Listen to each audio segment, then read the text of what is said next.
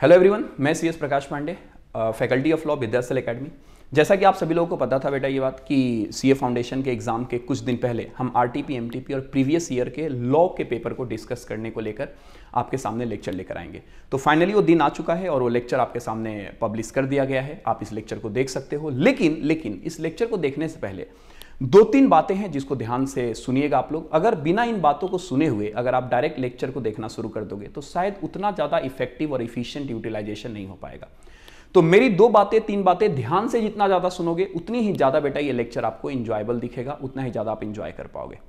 तो सबसे पहली बात ये याद रखिएगा कि ये जो आरटीपी एमटीपी का मैंने सॉल्यूशन दिया है लॉ का, इसमें मैंने अपने दिमाग में सिर्फ एक ही बात रखी है कि कम समय में मैं ज्यादा से ज्यादा आंसर आपको दे पाऊं। आई रिपीट माय स्टेटमेंट, कम समय में ज्यादा से ज्यादा आंसर। देखो बेटा, आरटीपी एमटीपी सॉल्व करवाने का एक तरीका यह भी होता है कि क्वेश्चन पढ़िए और हर छोटे मोटे बातों को बच्चों के सामने लिख कर फिर उसके बाद आगे बढ़िए। अगर मैं ऐसा करना शुरू करूं तो एक आरटीपी एमटीपी सॉल्व करवाने में मुझे लग जाएंगे कम से कम 1-1.25 घंटा कि हर क्वेश्चन को रीड करो, उसके नीचे उसका आंसर लिखो।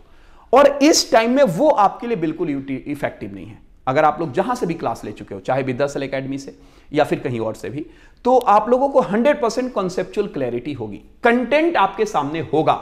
आपको सिर्फ यह देखना है कि क्वेश्चन यह है तो उसका आंसर क्या है और शुरुआत कैसे करनी है।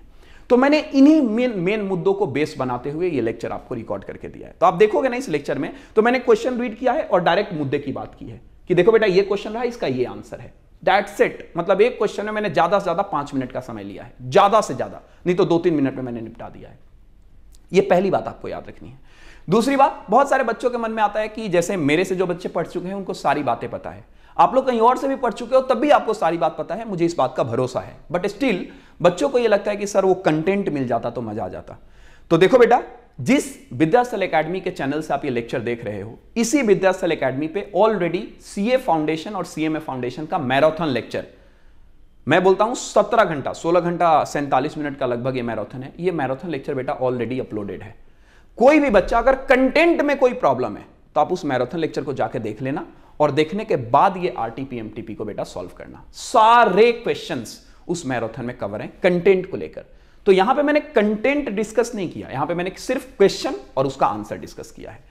तो प्लीज अगर कोई बच्चा कंटेंट में प्रॉब्लम है, उसको लॉ का भी सिलेबस कंप्लीट नहीं हुआ, अभी वो लॉ को अच्छे से नहीं पढ़ पाया है, उसको कंटेंट में कोई इशू है या फिर कंटेंट उसको नहीं मिल रहा लिखने के लिए, तो प्लीज आप हमारा मैराथन लेक्चर देख लीजिएगा। ये आरटीपी एमटीपी उस मैराथन के एक्स्ट्रा है, अलावा है।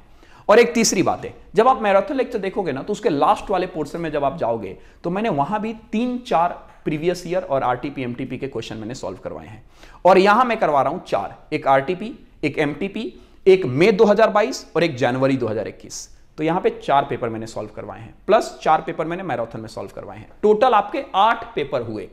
इस 8 पेपर को प्लस फुल मैराथन को आप लोग देखिएगा।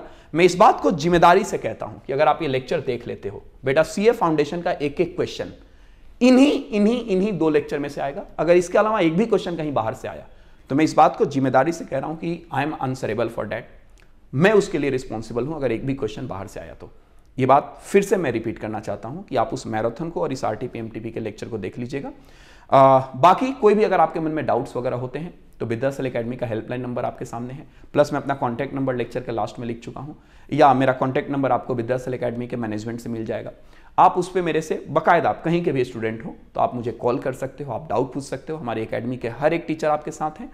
We 100% waiting for you all in the CA intermediate. जल्दी से पास होइए और अपने करियर को शुरू करिए हमारे साथ। Thank you so much, God bless you बेटा। तो चलो बेटा शुरू करते हैं फाइनली आरटीपी एमटीपी और प्रीवियस ईयर के क्वेश्चन को। और सबसे पहले हम जो शुरू करेंगे, क्यों ना लेटेस्ट को ही सबसे पहले पकड़ लेते हैं, और जो अभी अभी मई 2022 का क्वेश्चन पेपर है, इसी को आ जाओ डिस्कस कर लेते हैं। और काफ़ी अच्छा पेपर था, मैं कहूँगा कि बैलेंस पेपर था। क्वेश्चन कुछ ईजी भी थे, क्वेश्चन कुछ टफ भी था। यहां पर मैं चाहता तो बेटा क्वेश्चन पेपर डायरेक्ट आपको शो कर देता, लेकिन यहां पर क्वेश्चन पेपर में ना शो करते हुए आपके इंस्टीट्यूट ने जो सजेस्टेड आंसर दिया है ना क्वेश्चन के साथ, मैंने उस वाले पीडीएफ को शो किया है। इसके पीछे का एक इंटेंशन है, वो इंटेंशन पहले मैं बता देता हूं कि इंटेंशन क्या है। इंटेंशन ये है कि जब ये लेक्चर आप लोग देखोगे तो मैं जब क्वेश्चन को स्क्रॉल करूंगा ना तो आंसर पे आके थोड़ा सा रोकूंगा मैं, और जिस बच्चे को आंसर पढ़ना हो तुरंत लेक्चर को पॉज करेगा, तुरंत उसका आंसर देख लेगा। या फिर जब सजेस्टेड आंसर इंस्टीट्यूट देती है तो उससे एक चीज और भी क्लियर होता है, और वो क्लियर ये होता है कि अगर 5 नंबर का क्वेश्चन है तो अपना लेंथ क्या होना चाहिए। बच्चों को जनरली लॉ के पेपर में 3 चीजों में इश्यू आता है, कैसे लिखना है, क्या लिखना है और कितना लिखना है। कैसे लिखना है प्रेजेंटेशन, इसकी तो मैंने आपको ये बारे में हल्की फुल्की लाइव क्लास में मैंने बता दी थी कि लॉ पेपर का प्रेजेंटेशन कैसे होना चाहिए। जहां तक सवाल है क्या लिखना है, ये तो आपकी एजुकेशनल क्वालिटी बताएगी कि आपको क्या लिखना है, किस तरीके से आपने पढ़ाई कर रखी है। लेकिन कितना लिखना है ये ना कहीं आपका सजेस्टेड आंसर भी इसको लेकर तय करता है। आपको देख के आइडिया लगता है कि अगर 5 नंबर का क्वेश्चन है तो इंस्टीट्यूट ने सजेस्टेड आंसर में इतनी क्वांटिटी दे रखी है।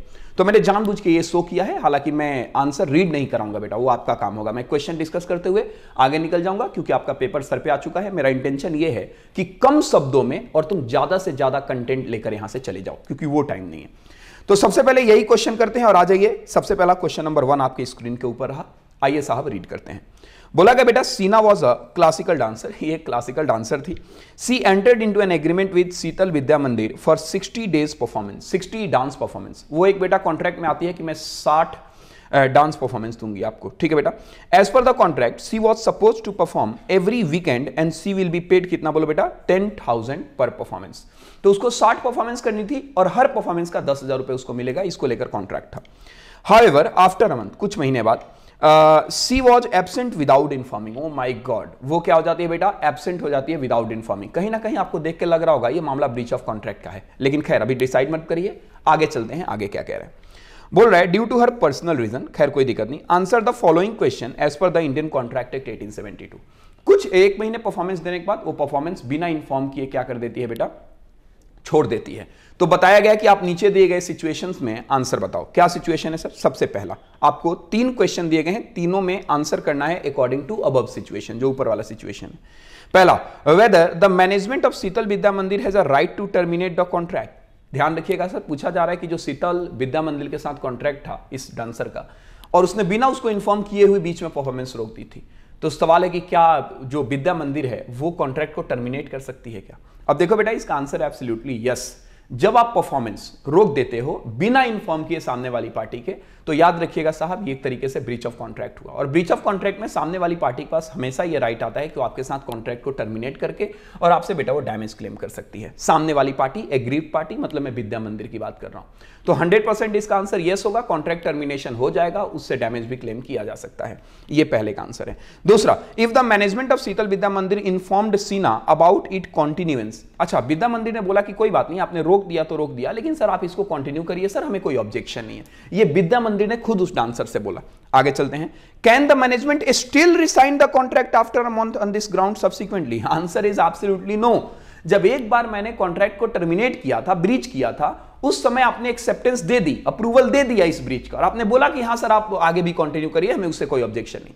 अब सब्सिक्वेंटली बेसिस पे जाके तुम उसको टर्मिनेट करना चाहते हो ऑन द प्रीवियस ग्राउंड, नहीं कर सकते बेटा। इसका आंसर एब्सोल्युटली नो। अगर आपने इनिशियली रिसाइन नहीं किया, सब्सिक्वेंटली आप रिसाइन नहीं कर सकते, क्योंकि आपने अप्रूवल दे दिया था। क्योंकि अप्रूवल दिया था तभी तो आपने रिसाइन नहीं किया था ना, तो ये सब्सिक्वेंटली काम नहीं होगा। तीसरा, can the Sheetal Vidya Mandir claim damages that it has suffered because of this breach in any of the above cases? Answer जी यस बेटा। अगर ब्रीच ऑफ कॉन्ट्रैक्ट हुआ है तो डैमेज क्लेम करने का पार्टी का हक है, और मैंने आपको डैमेज में बताया हुआ है बेटा। बहुत सारे कॉन्सेप्ट हम लोगों ने क्लास में सीखा है। जो बच्चे ये ऑनलाइन या किसी बाहर के इंस्टीट्यूट के क्लास को देख रहे हैं, आप भी कोई चिंता करने वाली बात नहीं है। आपको बताया गया होगा 100% डैमेज बेटा, natural damage, special damage, exemplary damage, nominal damage, liquidated, unliquidated, बहुत तरीके के डैमेज क्लेम किए जा सकते हैं इंडियन कॉन्ट्रैक्ट एक्ट 1872 के हिसाब से, राइट। तो ये आपका क्वेश्चन 4 नंबर का क्वेश्चन था बेटा, और इस 4 नंबर का क्वेश्चन आपके इंस्टीट्यूट ने यहां पे इसके आंसर भी दे रखे हैं। साफ साफ देख सकते हो बेटा, सेक्शन 39 से आंसर की शुरुआत है, that is a breach of contract का मामला है। उसके बाद 75 पे गया है जो डैमेज का है, जो मैंने आपको बताया डैमेज क्लेम किया जा सकता है, और यहां पर अपना तीनों आंसर दिया गया है। ये तीनों आंसर पढ़ लीजिएगा, जो बातें मैंने बोली है वही आंसर यहां पे दिया गया है। डन करें क्या? इसके बाद मैं बढ़ता हूं आगे, और ध्यान से सुनिए, अपन चलते हैं आगे क्वेश्चन नंबर 2 पे, यानी क्वेश्चन नंबर 1 के ही बी, मैं क्वेश्चन नंबर 2 बोल रहा हूं इसको।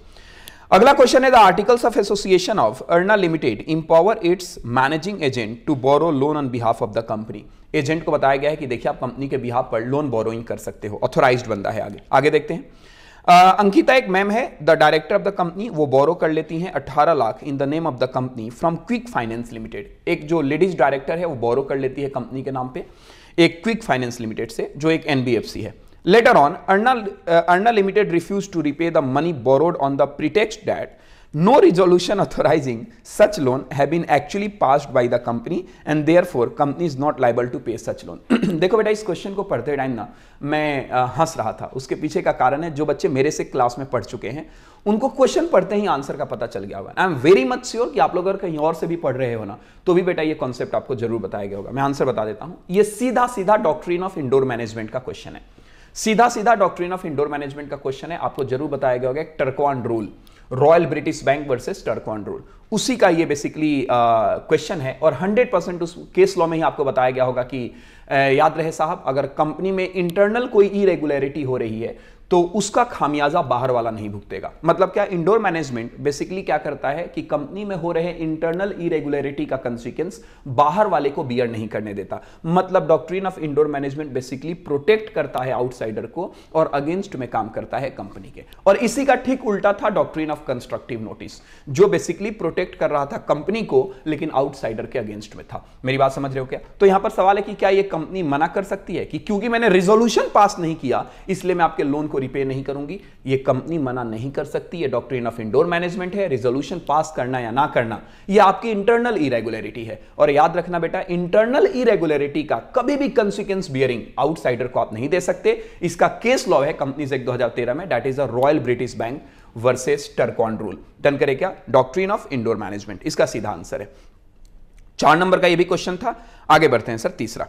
What are the consequences of destruction of specified goods before making of contract and after the agreement to sell under the Sale of Goods Act 1930? बेटा इसका आंसर मैं आपको नहीं बता रहा। ये सारे जो थियोरेटिकल क्वेश्चन आएंगे ना मैं उसको डिस्कस नहीं करूंगा क्योंकि थियोरेटिकल क्वेश्चन ऑटोमेटिक आंसर हो जाएंगे। याद रखिएगा सर, इसमें कंटेंट आपको थ्योरी का लिखना है। आपको ये बातें बताई गई होगी कि कोई भी कॉन्ट्रैक्ट ऑफ सेल बनने से पहले, यानी जब आप एग्रीमेंट में थे उसी समय अगर गुड्स डिस्ट्रॉय हो गया तो वो वॉइड एग्रीमेंट हो जाता है। मैं फिर से रिपीट करता हूं, मेरी बात ध्यान से सुनिएगा। अगर अभी कॉन्ट्रैक्ट ऑफ सेल नहीं बना था, अभी एग्रीमेंट था और उसी समय गुड्स डिस्ट्रॉय हो गया तो बेटा ये वॉइड एग्रीमेंट हो जाता है। लेकिन अगर कॉन्ट्रैक्ट ऑफ सेल बनने के बाद अगर गुड्स डिस्ट्रॉय हो जाता है तो वहां पर वॉइड कॉन्ट्रैक्ट हो जाता है। तो ध्यान रखिएगा, ये खेल वॉइड एग्रीमेंट और वॉइड कॉन्ट्रैक्ट का है। मेरा सवाल क्या क्लियर है बेटा आप लोगों को? डन करे क्या? और आप देख सकते हो मैं आंसर का यहां पर ये रहा डॉक्ट्रिन ऑफ इंडोर मैनेजमेंट का रेफरेंस और उसके नीचे तुम देखोगे तो ये रहा बेटा goods perishing before contract of sale और यहां पर लिखा होगा goods perishing before sale but after agreement to sale. मतलब एग्रीमेंट बना, सेल नहीं हुआ और वहां पे सेल हो चुका था। डन करे क्या?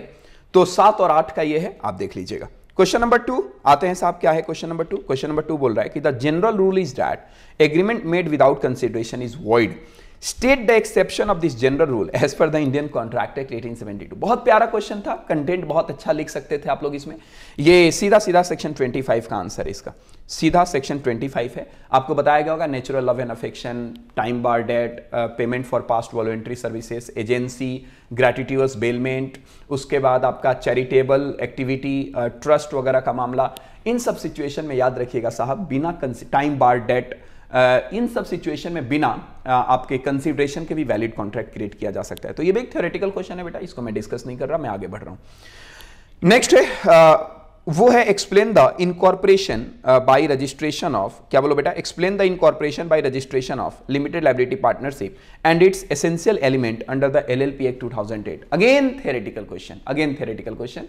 मैंने बच्चों को कंप्लीट बताया हुआ है कि LLP के इनकॉर्पोरेशन का क्या प्रोसेस होगा। और याद रखिए बेटा, जो बच्चे मेरे से पढ़े हुए हैं वो इसका आंसर जानते हैं। मैंने स्टेप वाइज उनको लिखवाया था, फॉर्म नंबर 1 फाइल करो या ऑल्टरनेटिवली रन LLP फाइल करो। हालांकि अब फॉर्म 1 खत्म हो चुका है, रन LLP आ चुका है। आप रन LLP के अलावा भी एक नया LLP इनकॉर्पोरेशन का फॉर्म फिल कर सकते हो, फिलिप, जो फिलिप में आपको तीनों सर्विसेज मिल जाएंगी बेटा। याद रखिएगा, अगर आप फिलिप यूज करते हो तो आपको नेम रिजर्व भी उसी से हो जाएगा, LLP इनकॉर्पोरेशन भी उसी से हो जाएगी और जो डेजिग्नेटेड पार्टनर होंगे उनके लिए डिन नंबर भी अप्लाई कर सकते हो। याद रखिएगा, बहुत सारे लोग कहते हैं डीपिन अप्लाई करना। डीपिन बेटा ये अबॉलिश हो चुका है 2009-2010 में और ये डीपिन मर्ज हो चुका है डिन में। तो आज प्रैक्टिकल बेसिस पे अगर किसी भी डेजिग्नेटेड पार्टनर को LLP का डेजिग्नेटेड पार्टनर बनना है तो उसको डिन ही लेना होगा। आप डिन लेकर किसी एलएलपी का डेजिग्नेटेड पार्टनर भी बन सकते हो या किसी कंपनी का डायरेक्टर भी बन सकते हो। तो आज दिन है तो वो काम भी हो जाता है फिलिप में। तो इसका प्रॉपर मैंने एक इनकॉर्पोरेशन बताया है। जो बच्चे मेरे से नहीं पढ़े हुए बेटा घबराने की बात नहीं है, याद रखना मैराथन ऑलरेडी अपलोडेड है विद्यास्थल इंस्टीट्यूट के चैनल पे, वहां पे जाके मेरी ही मैराथन है, 16 घंटा 47 मिनट का मैराथन है, वहां पर पूरा स्टेप मैंने बताया है, तो वहां से कवर्ड हो जाएगा आपका, जाके देख लीजिएगा, ठीक है ना। क्योंकि वो फुल फ्लेज आंसर दे पाना बेटा फिर ये लेक्चर लेंदी हो जाएगा और वो पर्पस, जिस पर्पस के साथ हम इस लेक्चर को रिकॉर्ड करें वो पर्पस मीटअप नहीं हो पाएगा। तो मैं आगे बढ़ता हूं। ये रहा आंसर, तुम देख सकते हो natural love and affection, past voluntary services रहा, promise to time bar debt, agency, completed gifts, bailment, charity, ये बता चुका हूं। और ये इनकॉर्पोरेशन ऑफ एलएलपी का कॉन्सेप्ट रहा। 14 दिन के अंदर रजिस्ट्रार आपको दे देता है एलएल पिन नंबर, अगर सारा डॉक्यूमेंट सही है तो एलएलपी आपका आइडेंटिफिकेशन नंबर। तो वही रूल यहां पे लिखा गया है। और कैरेक्टरिस्टिक्स का जहां तक सवाल है बेटा, कंपनी के सारे कैरेक्टरिस्टिक्स एलएलपी को भी मिलते हैं, ये बात आप लोगों को ऑलरेडी पता है। तभी तो एलएलपी को हाइब्रिड कहा जाता है ना, दैट इज अ कंपनी और पार्टनरशिप दोनों का हाइब्रिड बेटा एलएलपी होता है। तो आगे चलते हैं क्वेश्चन नंबर 3 पे साहब। क्वेश्चन नंबर 3 ध्यान से सुनिएगा, क्या है क्वेश्चन नंबर 3, ठीक है बेटा। क्वेश्चन नंबर 3 है, what do you mean by partnership for a fix period as per the Indian partnership act 1932। Again theoretical question है बेटा, मुझे नहीं लगता कि आप लोग इसके आंसर को नहीं लिख पाओगे, उसका आंसर नीचे दिया गया होगा, आप लोग देख लीजिएगा। आपको पता है पार्टनरशिप एट विल एक होता है, पार्टनरशिप फॉर फिक्स पीरियड होता है, डिसोल्यूशन टाइम अगर स्पेसिफाई कर दिया गया फिक्स पीरियड, अगर डिसोल्यूशन टाइम स्पेसिफाई नहीं किया गया तो partnership at will. Partnership at will को एडवांस नोटिस देके कभी भी डिसॉल्व किया जा सकता है, ये तमाम बातें आपको ऑलरेडी पता है। इसके बाद आगे चलते हैं साहब, can a minor become partner in a partnership firm, justify your answer and also explain the right of minor in a partnership firm. 100% बेटा, अगेन थ्योरेटिकल क्वेश्चन।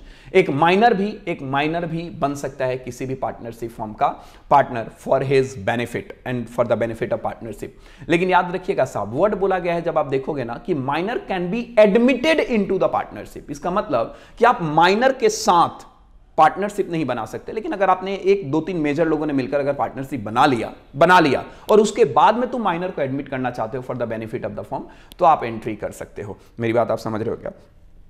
उसके बाद उसके बहुत सारे राइट्स एंड लाइबिलिटी भी आपको मैंने बताए होंगे। वो सारे पॉइंट्स को अगर अभी मैं डिस्कस करूंगा बेटा तो फिर ये लेक्चर लेंदी वाली बात हो जाएगी।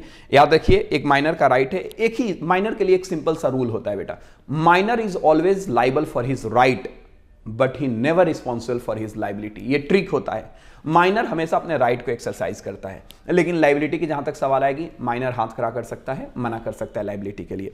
तो ये सब कुछ राइट होता है बेटा माइनर का। Minor partner has a right to agreed share, वो अपना एग्रीड शेयर आप लोगों से क्लेम कर सकता है। दूसरा, वो एक्सेस ले सकता है, इंस्पेक्ट कर सकता है copy of the accounts of the firm. याद रखिए, बुक्स को नहीं कर सकता। He can sue the partner for accounts और for the payment of its share, अगर उसका पैसा नहीं दोगे वो स्यू भी कर देगा। और मेजोरिटी में 6 महीने का टाइम दिया जाता है कि आप कंटिन्यू करना चाहते हो या आप बैकआउट करना चाहते हो। कंटिन्यू करोगे एज अ ओरिजिनल पार्टनर आपको कंटिन्यू करना पड़ेगा। ये तमाम बातें आपको ऑलरेडी पता है, मैं इस पर टाइम नहीं देना चाहता। हाँ, ये क्वेश्चन है, आ जाइए सृष्टि वाला क्वेश्चन, ये केस एनालिसिस क्वेश्चन है, तो इस पर टाइम देते हैं। देखते हैं बेटा ये क्वेश्चन क्या है। ये क्वेश्चन है कि Srishti a minor falsely represent her age, झूठ मूठ अपनी एज को फॉल्सली रिप्रेजेंट कर रही है सृष्टि, जो एक माइनर है, और एंटर कर जाती है एक एग्रीमेंट में with an authorise laptop dealer mister Gupta, owner of SP laptop. काहे के लिए बेटा? For purchase of laptop on credit amounting ₹60,000। उधार ले लेती है बेटा 60,000 रुपए की, ठीक है जी। For purchasing a laptop on 1 August 2021, ठीक है। She promise to pay back the outstanding amount with the interest of 16% per annum by 31 जुलाई 2022। मतलब क्या कि एक माइनर गर्ल्स अपनी एज को फॉल्सली, झूठ बोल के और उसके बाद छुपाते हुए वो एक लैपटॉप ऑनर के साथ, एक लैपटॉप डीलर के साथ लैपटॉप परचेज करने का कॉन्ट्रैक्ट कर लेती है क्रेडिट पे, और वो कहती है कि मैं 16% पर एनम के साथ आपको ये पूरा का पूरा पैसा वापस कर दूंगी, चिंता मत करिएगा। सी टोल्ड, वो कहती है हिम डैट उसको, कि in case she won't be able to pay the outstanding amount, her father mister Ram will pay back on her behalf. After 1 year, when Srishti was asked to pay the outstanding amount with the interest, she refused to pay the amount and told the owner that she is a minor and now he can't recover a single penny from her. वो कहती है कि देख भाई, तेरे साथ एक prank हो गया था, पीछे कैमरा लगा हुआ है, तुझे हाथ हिलाना है, मैं माइनर थी और तूने मेरे साथ अनफॉर्चुनेट ये कॉन्ट्रैक्ट कर लिया और मैं उसके लिए लाइबल नहीं हूं, ठीक है जी। She will be adult on 1 January 2024 only after the agreement can be ratified। वो कह रही है कि देख, अब मैं 2024 में जाके मेजर होंगी तो ही एग्रीमेंट रेटिफाई होगा। एक्सप्लेन करिए कि by which of the following way mister Gupta will succeed in recovering the outstanding amount with the reference of Indian contract act 1872। देखो बेटा, मैं ना आगे नहीं बढ़ रहा, मैं तमाम आपको आंसर अभी ही दे देना चाहता हूं। इस क्वेश्चन में ना 2-3 बातें हैं, वो 2-3 बातें पहले सुन लीजिए। पहली बात बेटा, माइनर के साथ अगर आप कोई भी कॉन्ट्रैक्चुअल रिलेशन बनाओगे वो वैलिड नहीं होगा, वो एग्रीमेंट वॉइड अब इनिशियो हो जाता है विदाउट एनी सिंगल क्वेश्चन। इस बात को याद रखिएगा, without any single question. Even minor falsely represent her age या हिम एज, बट स्टिल कोई फर्क नहीं पड़ता। वो अगर फॉल्सली भी रिप्रेजेंट कर रहा है ना अपनी एजों को, तभी बेटा याद रखिएगा contract with minor is void अब इनिशियो। इसका केस है बेटा मोहिरी बीबी वर्सेस धर्मोदास घोष का केस। तो मोहिरी बीबी वर्सेस धर्मोदास घोष के केस में साफ साफ बातें लिखी गई है कि माइनर के साथ अगर कॉन्ट्रैक्ट करोगे वॉइड अब इनिशियो होगा, वो कभी भी एनफोर्सेबल नहीं होगा। यह भी बात उस केस लॉ में बता दिया गया था कि माइनर सब्सिक्वेंटली बेसिस पे जाके अपने माइनॉरिटी के टाइम पे किए गए कॉन्ट्रैक्ट को बेटा रेटिफाई भी नहीं कर सकता। इस बात को याद रखिएगा। तो अगर आप ये सोचो कि मैंने माइनॉरिटी एज में कोई कॉन्ट्रैक्ट किया था और मेजोरिटी में आने के बाद मैं उसको रेटिफाई कर दूं, तो रेटिफिकेशन भी पॉसिबल नहीं है एज पर मोहिरी बीबी वर्सेस धर्मोदास घोष का केस। और वहां पे स्टॉपल कॉन्सेप्ट भी अप्लाई नहीं होता। स्टॉपल कॉन्सेप्ट अप्लाई नहीं होता मतलब क्या? तुम प्रिज्यूम भी नहीं कर सकते किसी माइनर को, प्रिज्यूम भी नहीं कर सकते कि वो बंदा मेजर हो चुका है। ये बात आप लोग याद रखिएगा। हालांकि एक पाकिस्तान का केस मैं अपने बच्चों को हमेशा बताता हूं, पाकिस्तान के लखन दत्ता का केस, जहां पर एक बार ये बात बोली गई थी कि अगर कोई माइनर फॉल्सली अपने एज को रिप्रेजेंट करे ना तो उसकी रिकवरी हो सकती है, तब उसकी रिकवरी हो सकती है। लेकिन इंडिया में बेटा वो केस वैलिड नहीं माना जाता। इंडिया में मोहिरी बीबी का केस प्रिवेल करता है और उसमें यह बोला गया था कि अगर आप फॉल्सली भी रिप्रेजेंट करोगे तो कोई दिक्कत नहीं, आप माइनर हमेशा प्रोटेक्टेड है, माइनर के साथ एग्रीमेंट हमेशा वॉइड अब इनिशियो है, तो हमेशा कॉन्ट्रैक्ट को बेटा वॉइड कर सकता है। अच्छा, सवाल एक बात और भी आता है कि क्या माइनर के किए गए कॉन्ट्रैक्ट्स पे, माइनर के किए गए कॉन्ट्रैक्ट्स पे उसके पापा यानी उसके फादर या उसके लीगल रिप्रेजेंटेटिव क्या बाइंड हो सकते हैं क्या? तो इसका भी आंसर है एब्सोल्युटली नो। इवन तुमने क्वासी कॉन्ट्रैक्ट किया होगा ना सप्लाई ऑफ नेसेसिटी, तो वहां भी तुमने अगर माइनर को कोई सप्लाई ऑफ नेसेसिटी किया होगा तो वहां भी माइनर पर्सनली लाइबल नहीं हुआ होगा, ना ही उसके कोई पेरेंट्स गार्जियन लाइबल हुए होंगे, केवल उसकी प्रॉपर्टी लाइबल हुई होगी। तो यहां तो गार्जियन के लाइबल होने का कोई सवाल ही पैदा नहीं होता। लेकिन एक बात, अब ये इसका आंसर है बेटा, आपको आंसर मिल गया होगा कि सारे केस में कुछ भी बोल दीजिए, वो माइनर के साथ एग्रीमेंट वॉइड है, वो रेटिफाई नहीं कर सकता, उसके पापा भी लाइबल नहीं कर सकते। हां, एक चीज जरूर है बेटा कि वो जो बात बोली गई है ना कि क्या आप रेमेडी रिकवर कर सकते हो क्या, तो रेमेडी रिकवर नहीं कर सकते, लेकिन जो तुमने माइनर को बेनिफिट दिया है वो बेनिफिट कभी कभी कोर्ट बेटा ग्रांट कर सकता है as a doctrine of restitution. Doctrine of restitution कहता है रीस्टोर द बेनिफिट। तो generally doctrine of restitution is not applicable against minor, मतलब माइनर से आप रेस्टिट्यूशन नहीं ले सकते, बेनिफिट को रिस्टोर नहीं कर सकते। जो गया वो पानी में गया, पानी में गया, वो आपको आपके द्वारा दिए गए बेनिफिट को भी मना कर सकता है रिटर्न करने से। लेकिन कुछ समय, in some time, court may grant, I repeat my word, some time court may grant restitution benefit against the minor if minor falsely represent his और हर एज। मेरी बात आप समझ रहे हो क्या? अगर वो झूठ बोल के अपने एज को छुपा रहा है, धोखाधड़ी कर रहा है, तब कुछ समय डॉक्ट्रिन ऑफ रेस्टिट्यूशन आपको ग्रांट किया जा सकता है। लेकिन एक बात यहां पर मैं बहुत ध्यान से बोलने चाहता हूं और बहुत जिम्मेदारी से। देखो बेटा, लॉ को पढ़ना और लॉ को समझना दोनों में फर्क होता है।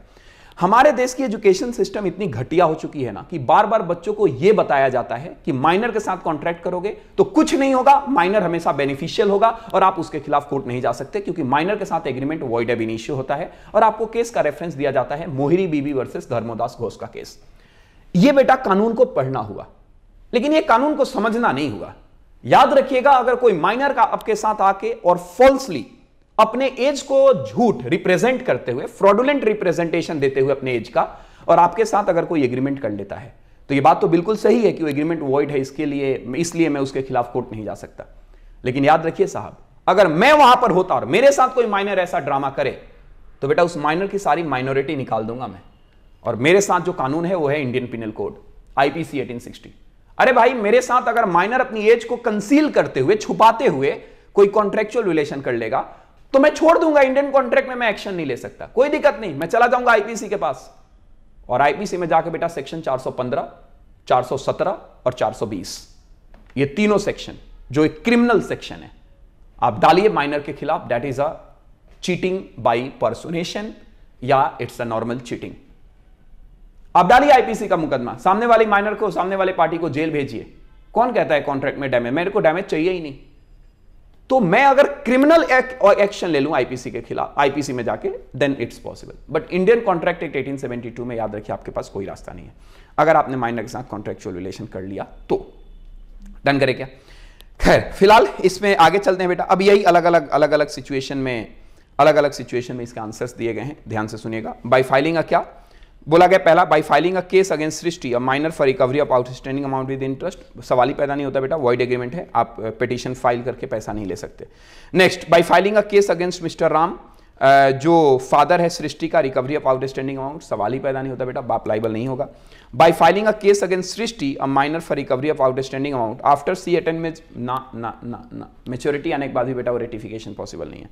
तो इसका ये आंसर है। लेकिन याद रखिएगा साहब, आईपीसी वाली बात याद रखना, अगर माइनर ने आपके साथ ऐसा किया, जाओ ना इंडियन पिनल कोड में। कौन कहता है कि इंडियन कॉन्ट्रैक्ट में आप अपने राइट को एक्सरसाइज करिए? मत करिए राइट को एक्सरसाइज, चले जाइए आईपीसी में, आपके पास है तो सेक्शन 415, 417, 420 फाइल करिए वहां पे चीटिंग का। डन करे क्या? ये सारे आंसर्स हैं। इसके बाद बेटा मैं बढ़ जाता हूं आगे, ये रहा क्वेश्चन नंबर 4। आ जाइए क्वेश्चन नंबर 4 को देखते हैं। क्वेश्चन नंबर 4 है, what are the implied condition in a contract of sale by sample under the sale of goods act 1930? Also state the implied warranty operative under this act. Again theoretical question बेटा, मैं इस पे बिल्कुल time नहीं देना चाहता।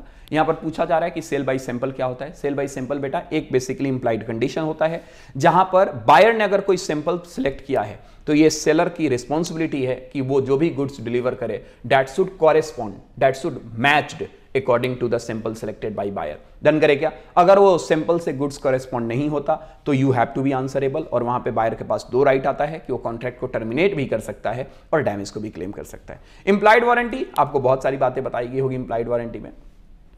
आपको warranty as to quiet position बताया गया होगा, ऐसे करके बहुत सारी वारंटी आपको बताई गई होगी। तो ये एक थ्योरेटिकल क्वेश्चन है बेटा, इस पे मैं टाइम नहीं देना चाहता। डन करे क्या? ये रहा, कॉरेस्पॉन्ड होना चाहिए warranty as to undisturb position, जिसको क्वाइट पोजीशन कहा जाता है। नॉन एग्जिस्टेंस ऑफ इनक्यूम्बरेंस, मतलब उस पर कोई लोन वगैरह नहीं होना चाहिए। फिटनेस और यूजेस का, डेंजरियस नेचर डिस्क्लोज करने का, ये सब आपको इंप्लाइड वारंटी बताया गया होगा। मैं फिलहाल आता हूं एक क्वेश्चन पे। ये क्वेश्चन काफी अच्छा था, इस क्वेश्चन को देखते हैं बेटा। ये क्वेश्चन क्या कह रहा है? ये क्वेश्चन कह रहा है कि ABC associate is a partnership firm since 1990 से एक पार्टनरशिप फर्म थी। A and B and mister C were partner in the firm since beginning. Starting से ही बेटा कौन कौन उसमें पार्टनर थे? तो ए था, बी था और सी था। ठीक है जी। Mister A being a very senior partner of age 78 years transfer his share in the firm to his son mister Prateek. वो अपने बेटे को बेटा, जो एक चार्टर्ड अकाउंटेंट था, उसको अपना इंटरेस्ट ट्रांसफर कर देता है। Mister B and mister C were not interested that mister Prateek join them as a partner in ABC and associates. Done करे क्या? वो हालांकि जो दो रिमेनिंग पार्टनर थे ना, वो मना कर रहे थे बेटा। उनका ये कहना था कि नहीं, बेटे को नहीं आना चाहिए, आप सीनियर पार्टनर है, आप हमारे साथ कंटिन्यू करिए। उसका कहना था कि नहीं भाई, मैं सीनियर पार्टनर हो चुका हूं, मेरे को बिजनेस लाइफ से रिटायर लेना है, मेरा बेटा मेरे जगह पे आएगा। आगे देखते हैं। After some time, Pratik felt that books of accounts were displaying only a small amount as profit despite a huge turnover. जब प्रतीक आ गया तो प्रतीक के आने के बाद प्रतीक ने देखा कि भाई टर्नओवर तो बहुत ज्यादा है, लेकिन बुक्स ऑफ अकाउंट्स में बहुत स्मॉल मैं बोलूंगा कि प्रॉफिट शो किया जा रहा है। He wanted to inspect the books of accounts. याद रखना बेटा, वो बुक्स को इंस्पेक्ट करना चाहता है। आपको समझ आ गया होगा, राइट ऑफ ट्रांसफरी की बात की जा रही है यहां पे, सेक्शन नंबर 29। आंसर भी क्लियर है 100%। बेटा याद रखिएगा, आप एग्जाम पास तब करोगे जब क्वेश्चन को रीड करते हुए आपके दिमाग में आंसर आना शुरू हो जाए। अरे भाई, ट्रांसफरी सबसे पहले तो आप राइट और इंटरेस्ट जो ट्रांसफर करोगे वो as per the consent of all the partner करोगे। सारे पार्टनर का यूनानिमस अप्रूवल होगा तभी आप अपने इंटरेस्ट को ट्रांसफर कर सकते हो। तो अगर ये लोग ऑब्जेक्ट कर रहे हैं तो ट्रांसफर होगा ही नहीं। लेकिन क्वेश्चन यहां पर बहुत चालाकी से कह रहा है कि वो एंटर कर चुका है, तो भाई एंटर कर चुका है तब तो अप्रूवल की कोई सवाल ही पैदा नहीं होता। अपने को मान के चलना है कि ठीक है, बाद में चलकर उन दोनों पार्टनर ने अपना अप्रूवल दे दिया होगा। लेकिन रूल यही है कि अगर ऑब्जेक्शन हो गया किसी भी रिमेनिंग पार्टनर का तो आप अपने इंटरेस्ट को ट्रांसफर नहीं कर सकते हो, ना ही एडमिशन अपनी पार्टनर कर सकते हो। ये बात आपको ऑलरेडी बताई गई होगी। खैर आगे देखते हैं क्या बोला गया। तो वो बुक्स को इंस्पेक्ट करना चाहते हैं। अब सवाल यहीं पे आके रुकता है कि क्या एक ट्रांसफरी पार्टनर अपने पार्टनरशिप फर्म का बुक्स इंस्पेक्ट कर सकता है क्या? I am not saying for the accounts, I am saying for the books. तो याद रखिएगा, इसका आंसर है बेटा नो। बुक्स का इंस्पेक्शन अलाउड नहीं होता, अकाउंट्स का इंस्पेक्शन अलाउड होता है। हो सकता है नॉर्मल आप रिकॉर्ड्स वगैरह चेक कर सकते हो, बुक्स चेक नहीं कर सकते। और ना ही पार्टनरशिप के इंटरफेयर, मतलब पर्सनल बिजनेस वगैरह में आप इंटरफेयर कर सकते हो। हाँ, आप अपने एसेट्स को क्लेम करिए, आप प्रॉफिट को क्लेम करिए डिसोल्यूशन के टाइम में, लेकिन आप बिजनेस में इंटरफेरेंस नहीं दोगे, ना ही बुक्स को इंस्पेक्ट करोगे। फिलहाल आगे देखते हैं।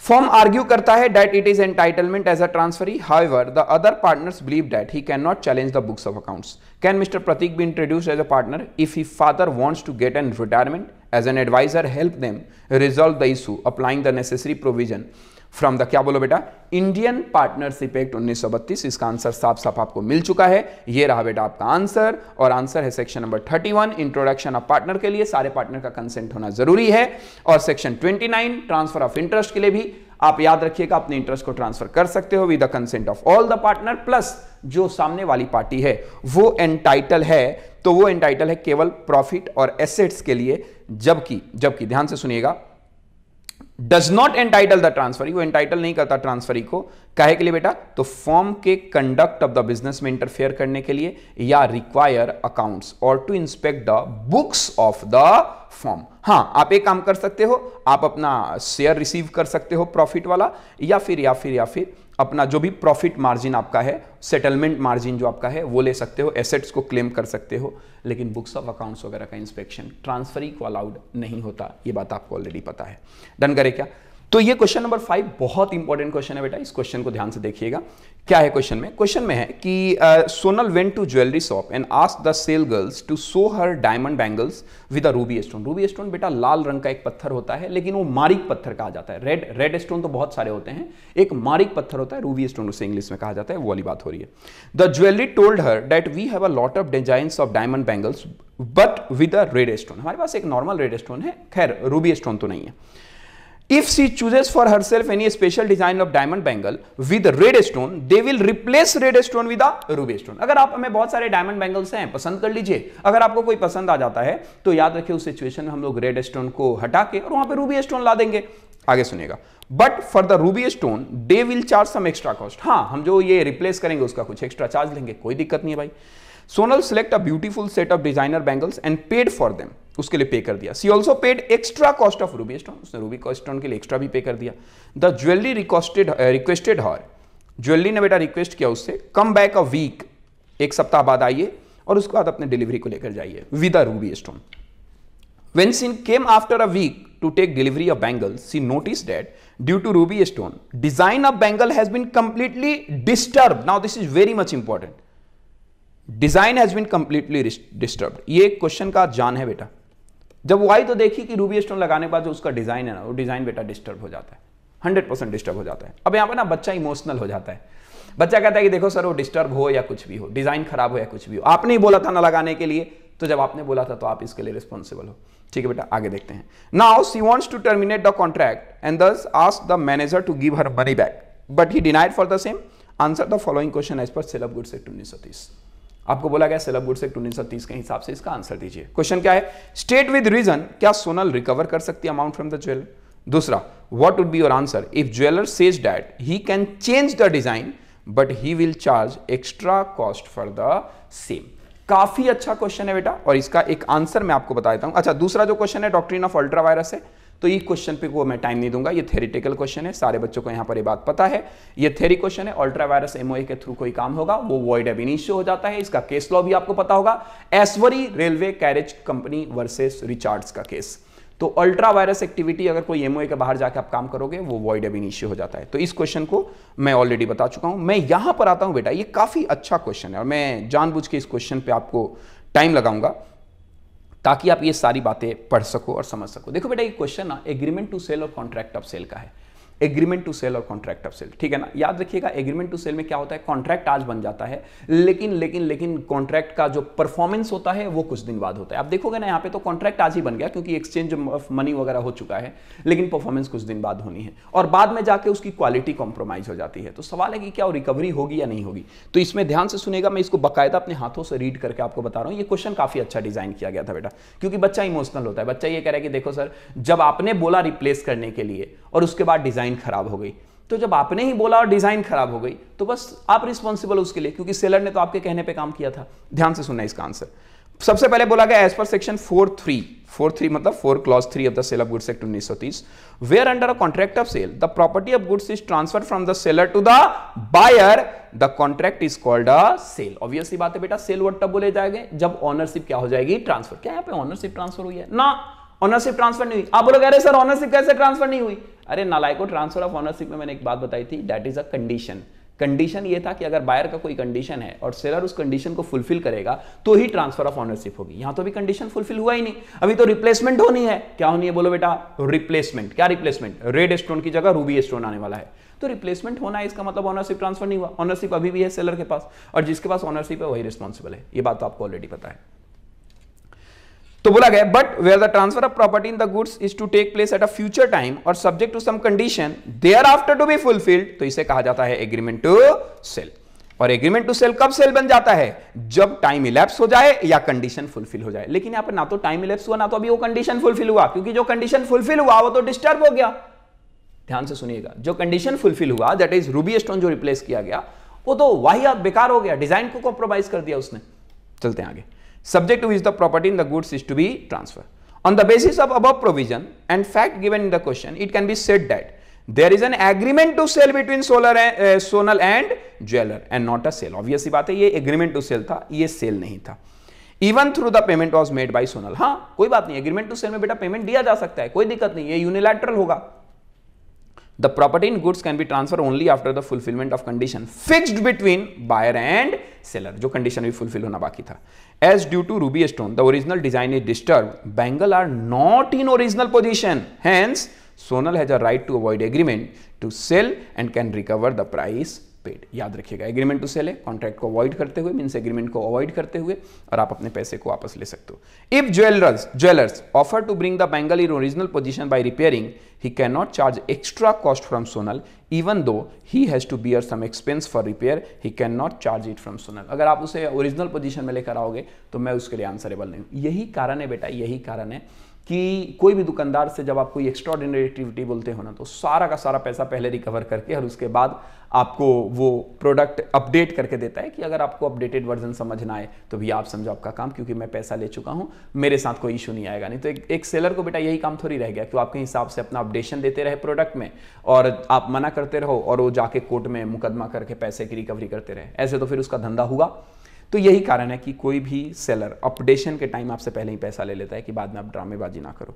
डन करेगा? ये एक अच्छा क्वेश्चन था। ये डॉक्ट्रिन ऑफ अल्ट्रा वायरस है बेटा, इसका केस लॉ मैंने बता दिया था, ऐश्वरी रेलवे वाला, ठीक है ना, वर्सेस रीचे मतलब रिचार्ड्स का केस है ये। तो ये एक थियोरेटिकल क्वेश्चन था, देख लीजिएगा।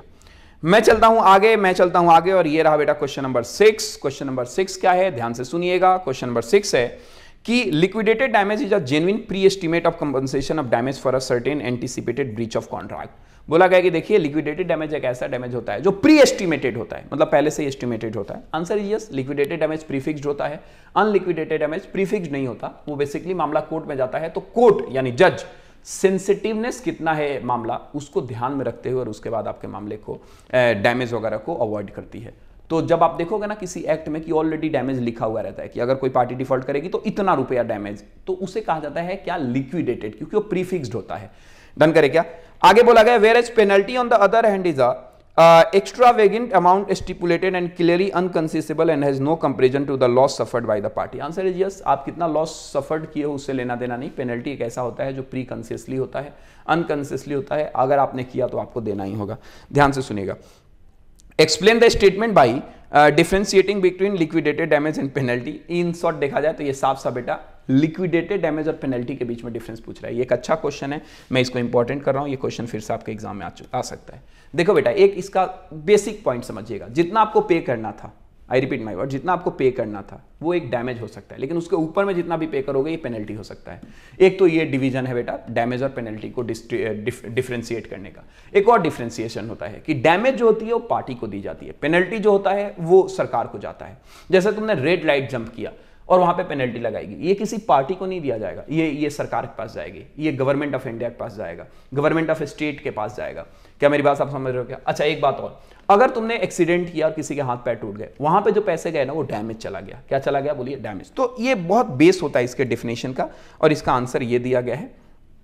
जो बेस मैंने बोला है वही बेस में यहाँ पे 5 डिफरेंस दिए गए हैं। आप ये 5 को रीड कर लीजिएगा बेटा। जो बातें मैंने बोली वही बातें यहाँ पे लिखी गई है। मैं 1-2 रीड कर देता हूं। If the sum payable is so large as to be far in excess of the probable damage, जो मैंने पैसा पे किया वो इतना ज्यादा था कि जो मेरा डैमेजेस अमाउंट है, मतलब जो डैमेज एक्चुअली होना चाहिए था उससे भी ज्यादा है, तो फिर याद रखिएगा ये क्या है? बोलो, पेनल्टी है। आगे where a sum is expressed to be payable on a certain date and further sum is in the event of default being made, the later sum is penalty because mere delay in the payment of unlikely to cause damage. अगर मुझे कोई payment करना था किसी और दिन और क्योंकि मैंने उससे ज्यादा दिन पेमेंट किया तो मुझे कुछ ज्यादा पे करना पड़ गया, तो ये पेनल्टी है। आई होप कि आप समझ रहे हो मैं क्या कहना चाहता हूं। याद रखिएगा बेटा, ये एक बेस लेकर कोई डैमेज और पेनल्टी इसको किसी सेक्शन में डिफाइन नहीं किया गया। ये लॉ के एक जनरल टर्मिनोलॉजी होता है जिसको आपको समझने की जरूरत होती है। तो बोला गया 10 दिन में मान लो मुझे पे करना पड़ा 12 रुपए, लेकिन मैंने डिफॉल्ट किया, मैं 14 दिन पे किया जिसके कारण मुझे पे करना पड़ा 15 रुपए। तो ये जो 3 रुपए मैंने एक्स्ट्रा पे किया ना, वो डैमेज नहीं है, वो पेनल्टी है, क्योंकि वो एक एक्स्ट्रा पेइंग चार्ज है। ऐसे ऐसे करके और ये सारे डिफरेंस दिए गए हैं, आप एक बार देख लीजिएगा। The expression used by the party is not final, the court must find out whether the sum fixed in the contract is in truth a penalty or liquidated damage। ये बात बिल्कुल इससे भी डिसाइड होता है कि पार्टी का intention क्या था, कॉन्ट्रैक्ट में क्या लिखा गया है, डैमेज लिखा गया है, पेनल्टी लिखी गई है, ये सारी बातें भी डिसाइड करने की जरूरत होती है। अगर सम जो है वो फिक्स्ड है, the court will regard it as a penalty even if it is termed as a, क्या बोलो बेटा, liquidated damage in the contract. अगर कॉन्ट्रैक्ट में कोई चीज पहले से ही फिक्स्ड है कि भी अगर ये काम करोगे तो ये कंसिक्वेंस होगा, तो एक पेनल्टी है, क्योंकि वो काम करोगे तो ये होगा, मतलब पेनल्टी, और भले ही वो एक तरीके से लिक्विडेटेड डैमेज है। तो देखो मैं बार बार यही वर्ड बोल रहा हूं कि आपको कहीं ना कहीं से डिफरेंस ढूंढ के लेकर आना है। और आपको एक बात और भी जान लो, ये बात लास्ट में लिखी हुई है कि इंग्लिश लॉ, इंग्लैंड में बेटा ये लिक्विडेटेड डैमेज और पेनल्टी में क्या है बोलो बेटा, difference, but no such distinction is followed in India. India में ऐसा कोई डिस्टिंक्शन है भी नहीं। तो ये क्वेश्चन एक जो था इंस्टीट्यूट का, ये थोड़ी इंस्टीट्यूट ने नादानी की, नादानी नहीं बोलूंगा, इंस्टीट्यूट ने बच्चों से प्रैंक कर दिया, ये एक एक्स्ट्रा क्वेश्चन पूछ दिया। ये क्वेश्चन नहीं पूछना चाहिए था, ये मेरा प्रिजम्पशन है। हालांकि ठीक है, भला है बुरा है जैसा भी है, मेरा पति मेरा देवता है, इंस्टीट्यूट का वही सीन है बेटा, जैसे भी इंस्टीट्यूट ने कह दिया कर दिया, दैट्स ओके। आगे चलते हैं साहब, आगे है explain the ground on which court may dissolve a partnership firm in case of any partner may file. Explain the ground on which court may dissolve a partnership firm in case of any partner files a suit for same. तो याद रखिएगा बेटा, बहुत सारे grounds होते हैं form को dissolve करने का, और मैंने आपको बताया होगा फॉर्म को 2 तरीके से डिसॉल्व किया जा सकता है, without approaching the court of law, with approaching the court of law. Section 40 से लेकर 44 आपको बताया गया होगा। बहुत सारे उसके ग्राउंड्स भी होंगे कि कहां कहां आप कोर्ट में जाके फॉर्म को डिसॉल्व कर सकते हो, कहां कहां बिना कोर्ट में गए हुए फॉर्म को डिसॉल्व कर सकते हो। तो ये सेक्शन 44 जो है ना बेटा, सेक्शन 44, वहां पे कोर्ट को पावर दी गई है कि इस ग्राउंड में अगर कोई पार्टनरशिप फॉर्म आती है तो वो चाहे उसके पार्टनर चाहे तो कोर्ट में जाके और कोर्ट ऑर्डर लेकर आके और अपने फॉर्म को डिसॉल्व कर सकते हैं। याद रखिएगा, इन सारे ग्राउंड में डिसॉल्यूशन होगा लेकिन कोर्ट में जाने के बाद। अब ये सारे पॉइंट मैं एक्सप्लेन ऑलरेडी कर चुका हूं बेटा, मैराथन लेक्चर है, आप वहां से जाकर देख सकते हो, मैं इसमें टाइम नहीं लगाना चाहता, ये एक थ्योरेटिकल क्वेश्चन है। ठीक है जी। इसके बाद एक क्वेश्चन और भी था, that is yes mister R वाला। एक बार देखते हैं मिस्टर आर क्या कह रहे हैं। Mister R is an Indian citizen and his stay in India during the immediate preceding financial year is for 130 days. 130 दिन के लिए प्रीवियस प्रीसीडिंग फाइनेंशियल में रह चुका है। He appoint mister S a foreign citizen as his nominee. वो एक foreign citizen को बेटा नॉमिनी अपॉइंट करता है। रुको, आगे बढ़ने की जरूरत ही नहीं है। क्या फॉरेन सिटीजन नॉमिनी बन सकता है? तो इसका आंसर है बेटा नो। याद रखिएगा, नॉमिनी बनने के लिए या ओपीसी खोलने के लिए, ओपीसी के मेंबर बनने के लिए आपको इंडियन सिटीजन होना जरूरी है, आपको नेचुरल पर्सन होना जरूरी है। पहले रेसिडेंट ऑफ इंडिया होना भी जरूरी था, अब वो रेसिडेंट ऑफ इंडिया का प्रोविजन हट चुका है। 1% कंपनी में ये अमेंडमेंट है बेटा। ये अमेंडमेंट क्या है कि पहले क्या था कि केवल resident of India he OPC बना सकते थे, लेकिन अब ऐसी कोई रिक्वायरमेंट नहीं है। 1% कंपनी बनाने के लिए न्यूली अमेंडमेंट प्रोविजन के हिसाब से अगर आप ओपीसी बनाना चाहते हो तो आपको कंडीशन याद रखना चाहिए कि आप एक होने चाहिए नेचुरल पर्सन, मतलब रिलायंस इंडस्ट्री ओपीसी नहीं बना सकती, मुकेश अंबानी बना सकता है। दूसरा, आपको होना चाहिए इंडियन सिटीजन, मतलब बराक ओबामा नहीं बना सकता ओपीसी, लेकिन नरेंद्र मोदी बना सकता है, हम और आप बना सकते हैं। तीसरा, रेसिडेंट ऑफ इंडिया होने की कोई जरूरत नहीं है। पहले था कि रेसिडेंट ऑफ इंडिया होना जरूरी था ओपीसी बनाने के लिए, लेकिन प्रोविजन कंपनीज अमेंडमेंट एक्ट के हिसाब से इस प्रोविजन को कर दिया गया डिलीट। तो सवाल है कि क्या फॉरेन सिटीजन नॉमिनी बनेगा? सवाल ही नहीं पैदा होता। अगर वो नॉन रेसिडेंट होता तो बन जाता, लेकिन नॉन सिटीजन है। जब सिटीजन ही आप इंडिया के नहीं हो तो no, not allowed. Who has stay in India for 125 days during the immediate preceding? कोई फर्क नहीं पड़ता। अगर आप सिटीजन ही फॉरेन हो तो आप रेसिडेंट ऑफ इंडिया हो, कोई फर्क नहीं पड़ता, आप नहीं बना सकते। क्वेश्चन आगे पढ़ना ही बेकार है बेटा। Is mister R eligible to incorporate a 1% company? क्या आर बना सकता है 1% कंपनी? तो आर तो एक इंडियन सिटीजन है तो बना सकता है, लेकिन ये जो एक फॉरेन सिटीजन को नॉमिनी बनाना चाहता है ना, वो नहीं बना सकता।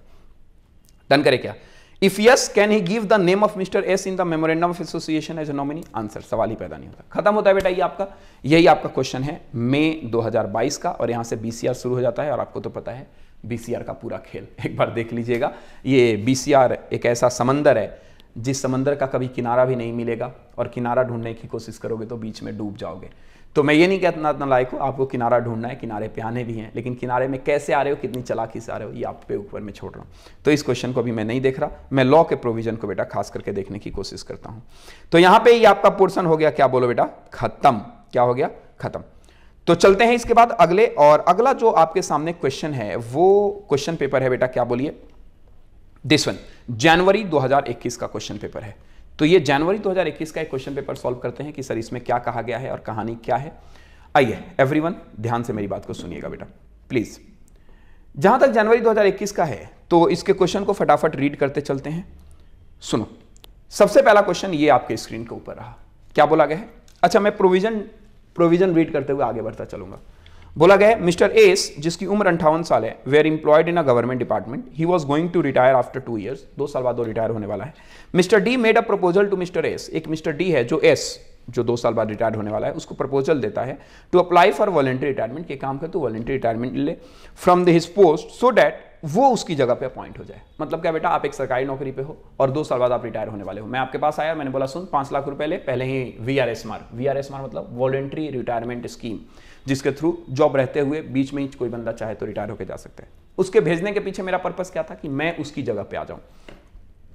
Mister D offered a sum of 10 lakhs as a consideration to mister S in order to induce him to retire. वो 10 लाख रुपए देने के लिए राजी होता है। मिस्टर एस जो है वो रिफ्यूज करता है एट फर्स्ट इंस्टेंस, लेकिन बाद में वो जब इवेल्युएट किया कि ओ माय गॉड, मैं भी 2 साल रहूंगा तो भी 10 लाख रुपए नहीं कमाऊंगा, ये बंदा आज ही 10 लाख रुपए दे रहा है, तो फिर ठीक है ना, the amount offered as consideration is just double of his cumulative remuneration. मैं जितना कमाऊंगा उससे दोगुना पैसा ही बंदा दे रहा है, तो ठीक है भैया, बहती गंगा में हाथ धोते हैं और मैं पहले ही रिटायरमेंट ले लेता हूं। वो एग्री कर जाता है कंसीडरेशन लेने के लिए और एक्सेप्ट कर लेता है ऊपर वाले एग्रीमेंट को रिसीव करने के लिए। आपको बोला गया कि क्या ये एग्रीमेंट वैलिड है, नालायको, ये साफ सेक्शन 23, दैट इज साफ 23, that is illegal object and consideration. जब भी आप कोई भी कॉन्ट्रेक्चुअल रिलेशन बनाओगे जहां पर आपका ऑब्जेक्ट एंड कंसीडरेशन अगर इलीगल है तो याद रखिए वो कॉन्ट्रैक्ट कभी भी वैलिड नहीं होता, वहां पे एग्रीमेंट बेटा क्या हो जाता है, void along with it is a illegal agreement, क्योंकि इलीगल एग्रीमेंट अल्टीमेट वॉइड ही होता है।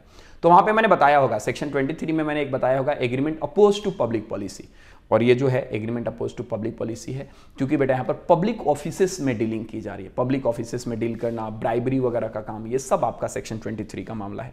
डन करे क्या, तो ये कॉन्ट्रैक्ट बिल्कुल वैलिड नहीं है। नेक्स्ट आता है ABC limited was registered as a public company. ध्यान से सुनिएगा, एबीसी लिमिटेड एक पब्लिक कंपनी थी बेटा जिसमें 245 मेंबर थे। सवाल है क्या हो सकते हैं, आंसर इज यस। याद रखना बेटा, प्राइवेट कंपनी में मैक्सिमम 200 हो सकते हैं, पब्लिक कंपनी में कितने भी हो सकते हैं। इसको याद करने का तरीका है, प्राइवेट कंपनी का सीन चलता है हम 2 हमारे 200, लेकिन पब्लिक कंपनी का जो है वो हम 7। अब देखो ना, जब 200 कर दिए तो 7 1400 थोड़ी करेंगे, तो बोल दिया जाता है अनलिमिटेड। डन करे क्या, तो उसमें कोई लिमिट नहीं। तो ये 245 मेंबर है, बिल्कुल ठीक है। In the company the details are as follow. क्या डिटेल्स है, तो डायरेक्टर और उनके रिलेटिव के पास 190 शेयर था, कंपनी के इंप्लॉय थे 15 शेयर था, एक्स इंप्लॉय थे 20 शेयर्स थे और अदर के पास 20 थे। अच्छा, ये जो एक्स इंप्लॉय थे ना, उनको शेयर्स तब दिया गया था जब वो एम्प्लॉयमेंट में थे। ओ माय गॉड, बस खत्म, कहानी तो समझ आ गई है। इसको काउंट नहीं किया जाएगा, इसको भी काउंट नहीं किया जाएगा, क्योंकि प्रेजेंट इंप्लॉय और पास्ट इंप्लॉय को 200 में काउंट नहीं किया जाता। अच्छा, एक रूल और भी था कि अगर किसी ने ज्वाइंट होल्डिंग किया है तो joint holding shall be counted as 1 for the purpose of 200। ये बातें बहुत सारे बच्चों को समझ ही नहीं आता। याद रखिएगा सर, बहुत सारे लोग ये समझते हैं कि अगर ज्वाइंट शेयर होल्डर ने शेयर्स ज्वाइंटली लिया तो उनको एक ही ट्रीट किया जाएगा। नहीं, राम और श्याम ने अगर मिलकर किसी कंपनी के शेयर्स लिए तो कंपनी के शेयर होल्डर फॉर्म में अगर आप देखोगे, कंपनी के शेयर सर्टिफिकेट में देखोगे तो राम और श्याम दोनों का ही नाम रहेगा। तो राम और Shyam both will be treated as a share holder of Reliance industry. लेकिन 200 का लिमिट काउंट करने के लिए ज्वाइंट होल्डिंग को 1 काउंट किया जाता है। इस बात को आप लोग याद रखिएगा। तो अदर जो बोला गया है, अदर 20, इसमें बोला गया इंक्लूडिंग 10 ज्वाइंट होल्डर हैं। अरे भाई 10 ज्वाइंट होल्डर है तो खत्म, फिर काउंट ही 10 होगा। तो इनको काउंट करना नहीं, इनको काउंट करना नहीं, ये 10 काउंट करने हैं और 190 वो, तो 190 प्लस 10 मैक्सिमम 200, यानी प्राइवेट कंपनी की लिमिट तक ये बंदा आ चुका है। बंदा मतलब क्या, एबीसी लिमिटेड की बात कर रहा हूं। आगे बोर्ड ऑफ डायरेक्टर ने डिसाइड किया कंपनी को कन्वर्ट करने के लिए इनटू अ प्राइवेट कंपनी, खत्म, कोई बात नहीं, कोई नहीं। Advise whether reduction in the number of member is necessary, सवाल ही पैदा नहीं होता। अरे भाई प्राइवेट कंपनी में 200 लोग चाहिए, 200 लोग हैं, क्योंकि ये तो काउंट होंगे ही नहीं ना 15 और 20, और जो अदर 20 हैं उसमें भी 10 काउंट होंगे क्योंकि ज्वाइंट होल्डर है। क्या मेरी बात समझ रहे हो ना? मैं चलता हूं आगे।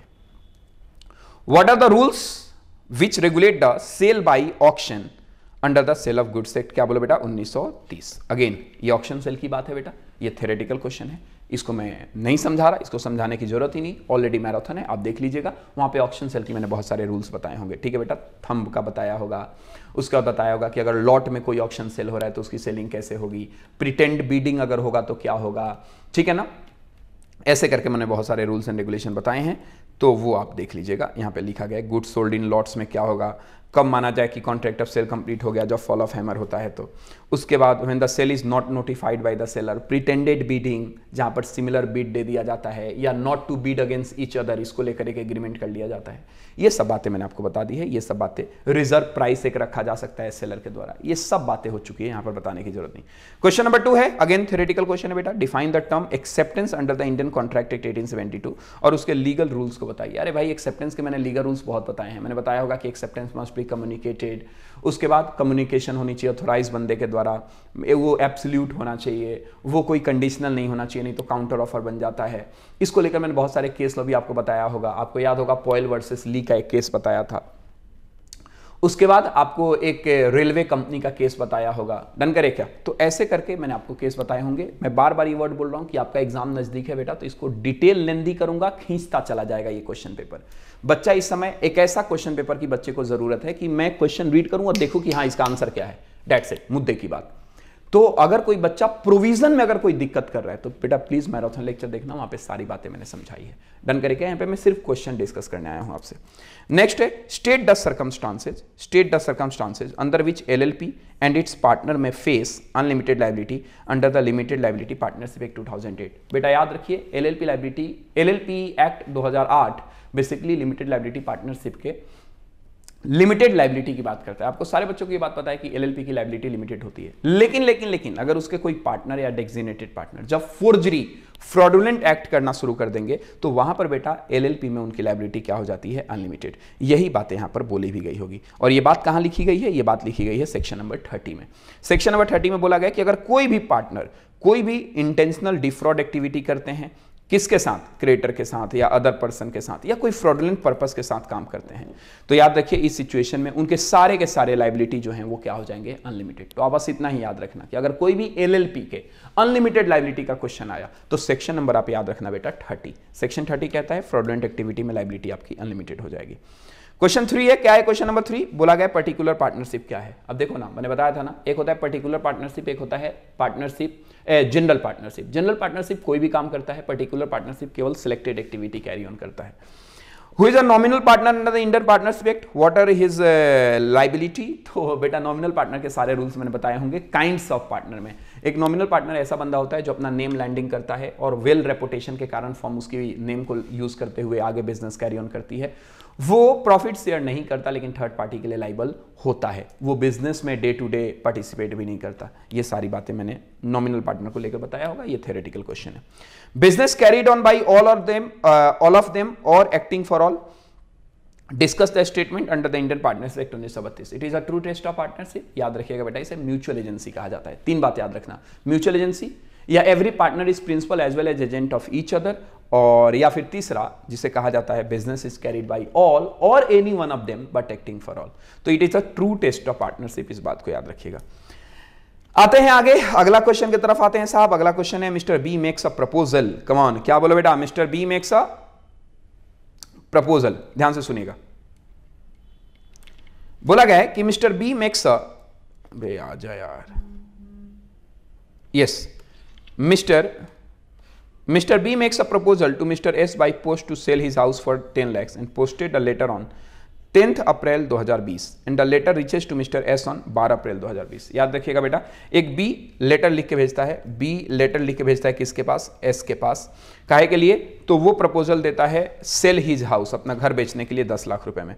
तो ये लेटर पोस्ट करता है कब बोलो, वो लेटर पोस्ट करता है 10 तारीख को, 10, और ये इसके पास लेटर पहुंचता है कब बोलो बेटा, 12 तारीख को, और वो रीड करता है कब, 13 तारीख को। डन करे क्या? उसके बाद ये एक्सेप्टेंस लेटर भेजता है, S send letter of acceptance, वो भेजता है 16 तारीख को, 16 को लेटर ऑफ एक्सेप्टेंस भेजता है। डन करे क्या?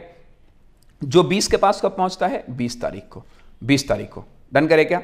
On 17 April mister S change his mind. अच्छा, बीच में 17 तारीख को ही ये एस ने जो एक्सेप्टेंस लेटर भेजा है 16 तारीख को, जो पहुंचा 20 तारीख को, बीच में 17 तारीख को ही, याद रखिएगा, उसका दिमाग बदल जाता है और S change his mind and send a Telegram withdrawing his acceptance, और कहता है कि देख मैंने जो 16 तारीख को एक्सेप्टेंस लेटर भेजा है ना, जो तेरे पास 20 को पहुंचेगा, मैं उसको विदड्रॉ कर रहा हूं।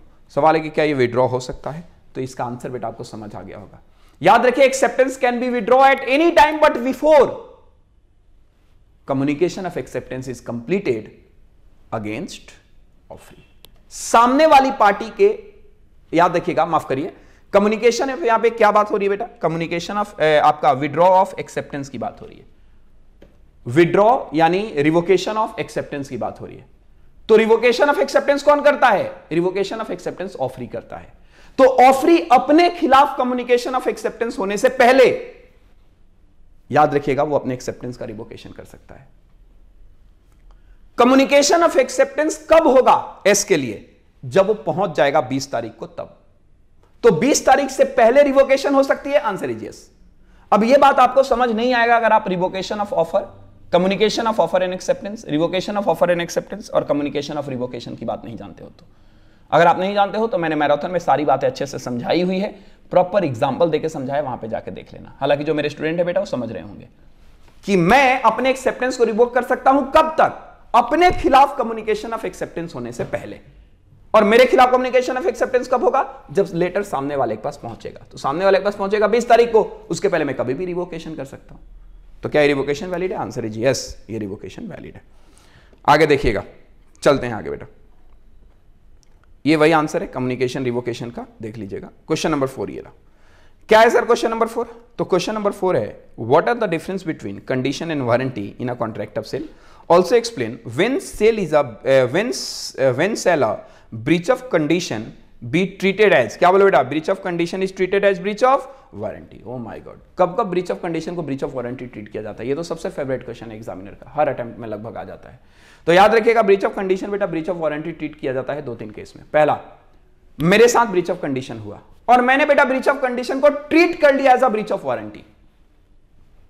मैंने ब्रीच ऑफ कंडीशन को ट्रीट किया as a breach of warranty, तो ठीक है। फिर जब आप बैल मुझे मार, मैंने ही कंडीशन ब्रीच को वारंटी ट्रीट कर लिया, तो ठीक है। दूसरा क्या बेटा? मैंने अपने राइट को वेव्ड कर दिया, छोड़ दिया। मैं कॉन्ट्रैक्ट टर्मिनेट कर सकता था लेकिन मैंने नहीं किया, मैंने वो राइट वेव कर दी, तो वेव कर दी तो ठीक है, वो अपने आप ब्रीच ऑफ वारंटी बन जाएगा। और तीसरा क्या? कॉन्ट्रैक्ट नॉन सेपरेबल था और आपने पार्ट ऑफ द गुड्स को एक्सेप्ट कर लिया। अरे मेरे भाई, कंडीशन ब्रीच कहता है कि आप कॉन्ट्रैक्ट टर्मिनेट करिए और आपने कॉन्ट्रैक्ट टर्मिनेट नहीं किया, पार्ट ऑफ परफॉर्मेंस एक्सेप्ट कर ली। जैसे वॉच, आपने डायल रख लिया और ये जो उसका पट्टा है वो आप वापस कर रहे हो, नॉन सेपरेबल है वो, पट्टा लेकर क्या करेगा भाई? तो इस सिचुएशन में आपका breach of condition automatically breach of warranty बन जाएगा। डन करे क्या? इसके बाद एक क्वेश्चन है, क्या है क्वेश्चन? ध्यान से सुनिए। MN and P were partner, MNP एक पार्टनर है बेटा। The firm ordered JR limited to supply the furniture. काफी फेमस क्वेश्चन है ये, बच्चे का अक्सर डाउट्स भी आते हैं। MNP were partner in a firm, the firm order JR limited to supply the furniture. P dies, याद रखना बेटा, ऑर्डर किया जाता है फर्नीचर सप्लाई करने के लिए, एक JR लिमिटेड है, पार्टनरशिप फर्म उसको ऑर्डर करती है। P मर जाता है and M and continue the partnership in the firm name. वो क्या करते हैं बेटा? फर्म नेम से जो रिमेनिंग पार्टनर है वो अपने फर्म नेम से क्या कर रहे हैं? बिजनेस को कंटिन्यू कर रहे हैं। डन करे क्या? एक पार्टनर के मरने के बाद। The firm did not give any notice about P's death to the public. सवाल है कि, एक सवाल सुनिए, वो जो पार्टनर मरा उसका कोई पब्लिक अनाउंसमेंट नहीं की गई। सवाल है कि क्या मरने के बाद पब्लिक अनाउंसमेंट होती है? 100% नो। याद रखना, 2 केस में, डेथ के केस में और इंसॉल्वेंसी के केस में कोई भी पब्लिक नोटिस देने की जरूरत नहीं है। आगे, और for the person dealing with the firm, ठीक है, ना ही वो किसी जो बंदा फर्म के साथ आके डील कर रहा है उनको भी उन्होंने नोटिस नहीं दिया। The furniture was delivered to the firm after P's death. अब ध्यान से सुनना, जो डिलीवरी हुई है उस फर्नीचर की वो पी के मरने के बाद हुई है। पी के मरने के बाद हुई है, टिके रहना इस बात पे। In the event of the death of the partner, neither partner personal assets nor his legal representative will be answerable for any activity of the firm done after his death. एक पार्टनर के मर जाने के बाद कोई भी firm की activity के लिए ना तो वो पार्टनर, ना तो उसका एस्टेट, ना तो उसका लीगल रिप्रेजेंटेटिव लायबल होता है। सर पब्लिक नोटिस नहीं दी गई, क्या फर्क पड़ता है? पब्लिक नोटिस देने की जरूरत ही नहीं डेथ के केस में। आगे बढ़ते हैं। Fact about his death was known to them at the time of delivery. Afterward, the firm became insolvent or failed to pay the price of furniture to JR Limited. बस सवाल समझ आ गया। JR Limited कह रहा होगा कि मैं पैसा रिकवरी करूंगा रिप्रेजेंटेटिव ऑफ डेथ पर्सन से, क्योंकि वो दोनों तो इंसॉल्वेंट हो गए हैं, तो क्या रिकवरी हो सकती है? सवाल ही पैदा नहीं था। नहीं कर सकते आप रिकवरी, क्योंकि मरने के बाद ये सप्लाई हुई है, पब्लिक नोटिस नहीं दिया गया, कोई फर्क नहीं पड़ता, देने की जरूरत ही नहीं है। आगे सुनिएगा। डिफरेंस बिटवीन कंडीशन और वारंटी, वो 3 केस बताए गए होंगे। मैं आता हूं डायरेक्ट क्वेश्चन नंबर 5 पे। किस पे आता हूं? बोलो बेटा, क्वेश्चन नंबर 5। क्वेश्चन नंबर 5 क्या है बेटा? ध्यान से सुनेंगे। Mister T was a retail trader of fans of various kind. Mister M came to his shop and asked for a exhaust fan for kitchen. बेटा एक फैन सप्लायर के पास customer आता है और वो एग्जॉस्ट फैन मांगता है किचन के लिए। Mister T show him different brands and mister M approved of a particular brand and pay for it. बहुत सारे ब्रांड दिखाने के बाद वो एक ब्रांड को बेटा क्या करता है? अप्रूव्ड करता है और उसके बाद उसके लिए पे कर देता है। डन करेगा? ध्यान सुनिएगा, जस्ट वेट। हाँ जी। Fan was delivered at mister M house. Fan को डिलीवर कर दिया गया एम के घर पे सेलर के द्वारा। At the time of opening the packet he found that it was table fan. Oh my god, उसने मांगा क्या था? एग्जॉस्ट फैन, यानी ये डिस्क्रिप्शन हो गया। उसके बाद बहुत सारे ब्रांड दिखाए गए, उसने एक पसंद किया, सिंपल भी हो गया। आगे सुनते हैं। He inform mister T about the delivery of the wrong fan. Mr. T refused to exchange the same, saying that contract was complete after delivery of fan and payment of price. क्या बात करे बेटा, मुंह पे जूता खाने वाला काम कर रहा है सेलर। याद रखिए ये ब्रीच ऑफ कंडीशन है, और वो है breach of condition, condition as to sample as well as description. और बायर के पास यहाँ पे ऑप्शन है कि वो गुड्स को टर्मिनेट भी कर सकता है, कॉन्ट्रैक्ट को टर्मिनेट भी कर सकता है और डैमेज क्लेम भी कर सकता है। तो याद रखिएगा साहब, ये 100% ब्रीच ऑफ कंडीशन है। कॉन्ट्रैक्ट टर्मिनेशन कोई नहीं रोकेगा, कॉन्ट्रैक्ट टर्मिनेशन करना ही करना होगा। बायर के पास राइट है कि वो कॉन्ट्रैक्ट को टर्मिनेट करके और डैमेज को क्लेम कर सकता है। हाँ, अगर बायर ब्रीच ऑफ कंडीशन को ट्रीट करवा लेता है ब्रीच ऑफ वारंटी, उसको लगता है कि यार कोई बात नहीं, टेबल फैन की भी जरूरत है, ये भी रख लेते हैं, तो बात अलग है। नहीं तो अगर वो चाहे तो वो ब्रीच ऑफ कंडीशन को ट्रीट करते हुए डैमेज को क्लेम कर सकता है। आगे बोला गया एक्सप्लेन करिए doctrine of indoor management. Explain करिए, क्या बोलो बेटा? Doctrine of indoor management. ध्यान से सुनिए, बोला गया कि एक्सप्लेन करिए डॉक्ट्रिन ऑफ इंडोर मैनेजमेंट और बताइए कि कौन कौन से सर्कमस्टांसेस में इंडोर मैनेजमेंट का बेनिफिट आपको अवेलेबल नहीं होता। सारे बच्चे बोलेंगे अवेलेबल नहीं होता। नालायक को याद रखना, डॉक्ट्रिन ऑफ इंडोर मैनेजमेंट का केस अप्लाई नहीं होता फ्रॉडुलेंट एक्टिविटी के केस में, या फिर जब तुम्हें यह बात पता था कि कंपनी में इंटरनल इरेगुलरिटी हुई है और तब भी तूने कंपनी के साथ ट्रांजैक्शन कर लिया। तो कोई भी सस्पिशियस ट्रांजैक्शन हो, इंटरनल इरेगुलरिटी आपको पता था, इन सारे केसेस में याद रखिएगा सस्पिशियस इरेगुलरिटी या irregularity known to the person या फोर्जरी, इन 3 केसेस में याद रखना इंडोर मैनेजमेंट अप्लाई नहीं होगा। इन केसेस में आउटसाइडर को ही लायबल होना होगा, क्योंकि जब तक तुमको पता था कि इंटरनल इरेगुलरिटी हुई है, तब भी तुमने कॉन्ट्रैक्ट क्यों किया कंपनी के साथ, क्यों ट्रांजैक्शन तुमने कैरी ऑन किया। हाँ, हम दे रहे थे आपको प्रोटेक्शन कि कंपनी के इंटरनल इरेगुलरिटी के लिए कंपनी लायबल है, लेकिन तुम्हें कॉन्ट्रैक्ट तो कम से कम नहीं करना चाहिए था ना। डन करें क्या? तो ये क्वेश्चन ये रहा। इसके बाद आपका क्वेश्चन नंबर 6 है। क्वेश्चन नंबर 6 को ध्यान से सुनिए। क्वेश्चन नंबर 6 का ए है, वो है बेटा the general rule is that agreement without consideration is void, discuss the cases. बेटा खत्म, नहीं रीड कर रहा मैं, सेक्शन 25 है ये। बताया गया कि बताओ कौन कौन, पूछा गया कि बताओ कौन कौन से केसेस में बिना कंसिडरेशन के भी कॉन्ट्रैक्ट वैलिड होता है। Section 25 natural love and affection. Done करे क्या? आगे सुनिएगा। B part, discuss the liability of partner for the act of the firm and liability of firm for act of partner to third party as per Indian partners act 1932। बेटा ये very important, ये question जितना आसान दिख रहा है उतना आसान है नहीं, मैं इसका आंसर रीड कराऊंगा। बहुत बहुत अच्छा क्वेश्चन है। देखो फिर से क्वेश्चन में रीड कर रहा हूं, ध्यान से सुनिए क्या बोला गया है। बोला गया है कि डिस्कस करिए, बोला गया है डिस्कस करिए लाइबिलिटी ऑफ पार्टनर, एक पार्टनर की लाइबिलिटी काहे के लिए? For the act of firm, liability of partner for act of firm and liability of firm for act of partner to third party. एक दूसरे की लाइबिलिटी की बात हो रही है, तो क्या एक दूसरे के लिए फॉर्म लाइबल है? Answer is yes. पार्टनर के एक्ट के लिए फर्म लाइबल, फर्म के एक्ट के लिए पार्टनर लाइबल। लेकिन ये तब जब विद इन स्कोप काम हो रहा है तब, या विद इन इंप्लाइड अथॉरिटी काम हो रहा है तब। अगर बियॉन्ड द अथॉरिटी जाके कोई भी पार्टनर काम करता है तो उसके एक्ट के लिए बेटा फॉर्म लाइबल नहीं होगी, इस बात को याद रखिए। और अगर कोई कारण से पे करना पड़ गया अमाउंट किसी पार्टनर को, तो वो पार्टनर बेटा बाद में चल के उससे रिम्बर्समेंट ले लेंगे, जिसे कहा जाता है इंडेमनिफिकेशन। तो अगर आपके किसी इलीगल एक्ट के कारण, अनऑथोराइज एक्ट के कारण मुझे नुकसान हुआ, मैं तो इंडेमनिफिकेशन ले लूंगा, क्योंकि वो अनऑथोराइज एक्ट के लिए मैं लाइबल नहीं हूं। इस बात को याद रखिएगा, बहुत अच्छा क्वेश्चन है। इसके बाद एक क्वेश्चन है, एसके इंफ्रास्ट्रक्चर लिमिटेड है जब paid up share capital of कितना, बोलो बेटा। एक एसके इंफ्रास्ट्रक्चर है जिसका पेड अप शेयर कैपिटल है बेटा 6 lakh equity shares of 100 each, 2 lakh equity shares, इसमें से 6 लाख में से 2 लाख, बेटा ये 6 लाख है, 6 लाख में से 2 लाख जो है वो सेंट्रल गवर्नमेंट ने ले लिया है, ठीक है।